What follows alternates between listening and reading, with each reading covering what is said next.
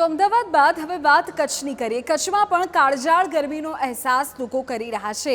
વિગતો એવી છે કે કચ્છમાં 43 ડિગ્રીની આસપાસ અત્યારે પારો છે કે જેના કારણે લોકો ત્રાહિમામ પોકારી ગયા છે।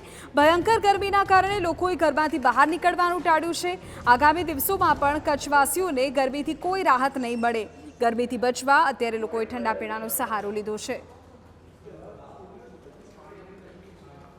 હવામાનમાં પલટો આવ્યો છે અને જે રીતે 4 દિવસ સુધી ગુજરાતના અનેક વિસ્તારોમાં વરસાદ ખાબક્યો હતો તેની કારણે ક્યાંકથી ચોક્કસથી લોકોને ગરમીમાં રાહત મળી હતી, પરંતુ જે રીતે હવામાન વિભાગ દ્વારા નવી આગાહી કરવામાં આવી છે અને તેની અસર છે તે ક્યાંક જોવા મળી રહી છે। ભુજની વાત કરવામાં આવે તો ભુજમાં જે રીતે ગઈકાલે 43.8 ડિગ્રી તાપમાન છે તે નોંધાયું હતું અને સાથે સાથે રાજ્યના અન્ય મથકો છે કે ત્યાં જે પારો છે ગરમીનો તે 44 ડિગ્રીએ પહોંચ્યો હતો।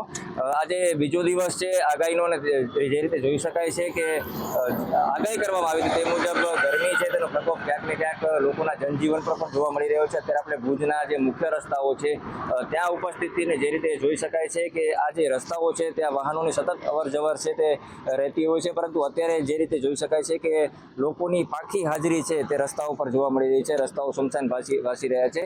ક્યાંક ને ક્યાંક સામાન્ય રીતે ગરમીમાં લોકો ગરમીથી રાહત મેળવવા માટે ઠંડા સહારા લેતા હોય છે, પરંતુ જે રીતે જોઈ શકાય છે કે અત્યારે લોકો તે પણ નથી લાભ લઈ રહ્યા। એટલે કહી શકાય કે ગરમીનો પ્રકોપ છે તે જોવા મળી રહ્યો છે। આગામી 22 તારીખ સુધી ગરમી છે તેની અસર છે તે ગુજરાતમાં રહે તેવી હવામાન વિભાગ દ્વારા આગાહી વ્યક્ત કરવામાં આવી છે અને તેની અસર છે તે ક્યાંક ને ક્યાંક રસ્તાઓ પર પણ જોવા મળી રહી છે।